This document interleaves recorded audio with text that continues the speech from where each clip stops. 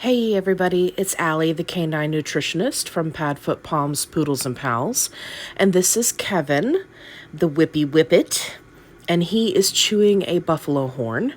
In today's video, we're going to be talking about which treats and chews are safe to purchase at Petsmart. Now, this is something that I get asked on a regular basis.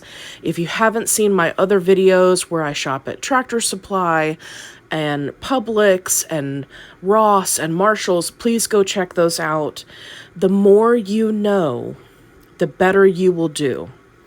So let's go ahead and jump into the video and we can start taking a look at what treats and chews are safe for you to pick up for your dog.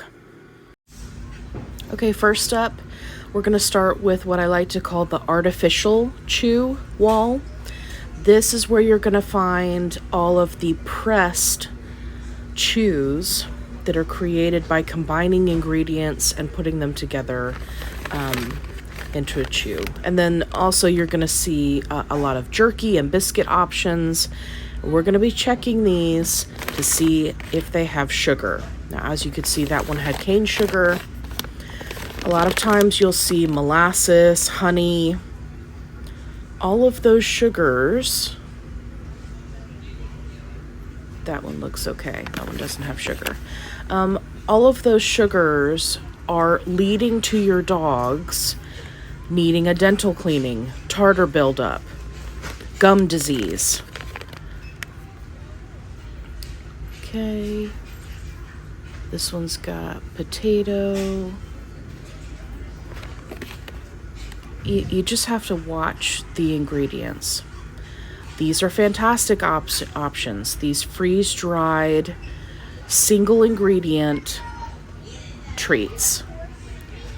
Those are fantastic. And they come in a variety of proteins. Those are always a good option. Those teal tubs down at the bottom, those are freeze-dried liver. Those are a good option.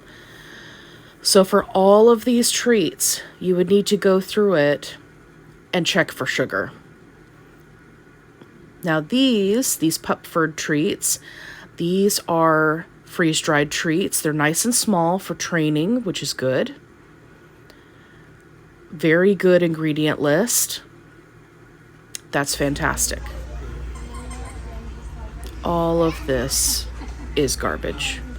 Do not waste your money. Ideally, you should not be feeding your dog any type of biscuit whatsoever. All of that wheat flour, potato flour, rice flour, completely unnecessary for their diet. And they are almost always packed with sugar. See? Wheat flour, potato flour.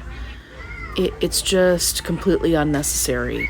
Now, this section is kind of tricky because I am not a fan of smoked bones, but there are a couple of good options here. So the cod skins, any type of fish skin is good. The buffalo horns, those are a good option. No ham. No ham, no sausage, no processed meat. All of these bones are smoked.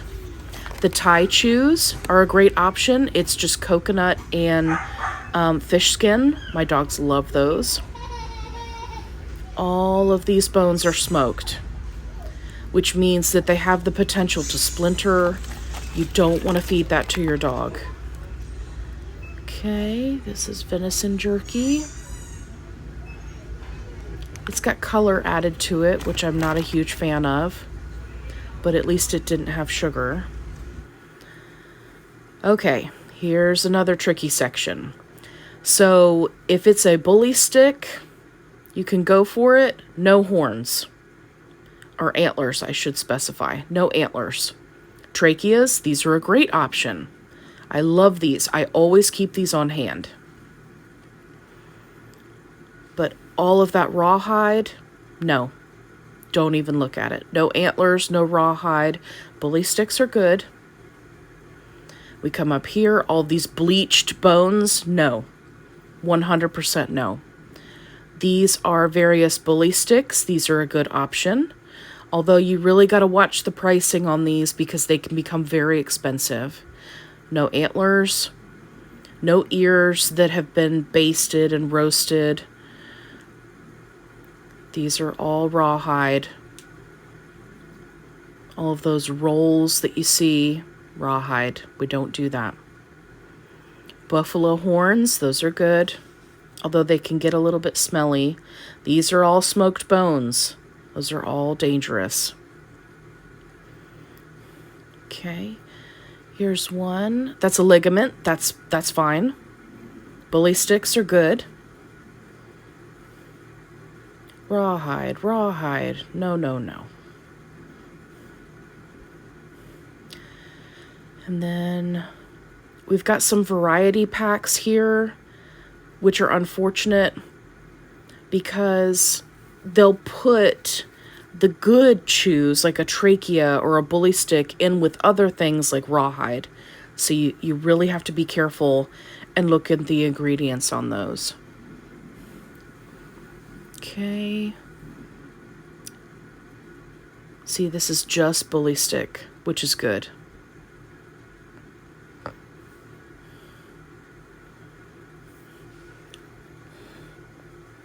But here I'm showing you that this price, astronomical. A lot of times you can find bully sticks online from companies that produce them. This is lung, so this is good. It's just a single ingredient chew. No pig ears, pig noses.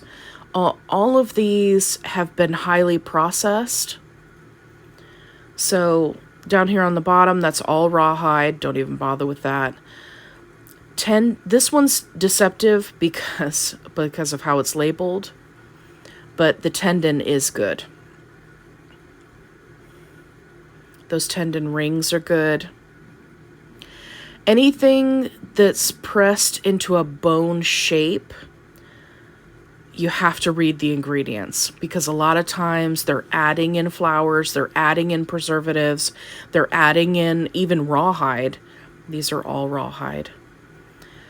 So you just really have to be careful about reading the ingredients. And the front is allowed to say whatever they want, right? Rawhide alternative. And then a company was sued just a few years ago for saying rawhide alternative. See, rice flour, wheat flour, agar, like colorants. You don't need to be feeding that to your dog. And it's extremely high in protein. And people wonder why their dogs end up overweight. These are yak chews. These are a great option. They can get a little bit pricey though. So we're just going down the line here. Those are various sizes of yak chews. And then we fall over into the rawhide area. And once you reach this point, because of how they have the aisle set up, there's no reason to even go down the rest of the aisle, because it's all just going to be rawhide. So, what did we learn today? We're looking for sugar. We're avoiding biscuits. We are checking to make sure that they're not adding anything in to the treats that we don't want in there, right? Various flours. Watch out for colorants. If something is a very bright or odd color, chances are it's had color added to it. When you process meat and you cook it, it turns brown. So if you've got a jerky that you're looking at that is neon orange, that's color. And a lot of those colors are not even allowed to be used in human products. And even more so, we should not be giving them to our dogs. So we really, really have to be careful and check the ingredients. If you are interested in making jerky for your dog, please check out my video in the Healthy Bones and Chews playlist. It's very easy to make your own jerky. You can even get a dehydrator from Goodwill for super cheap, or you can just use your oven. It's really fantastic. And if you make it yourself, you can eat the jerky, your dog can eat the jerky, so you've got options. But What you should be looking for are single ingredient, freeze-dried meats or single ingredient bones and chews that do not contain rawhide.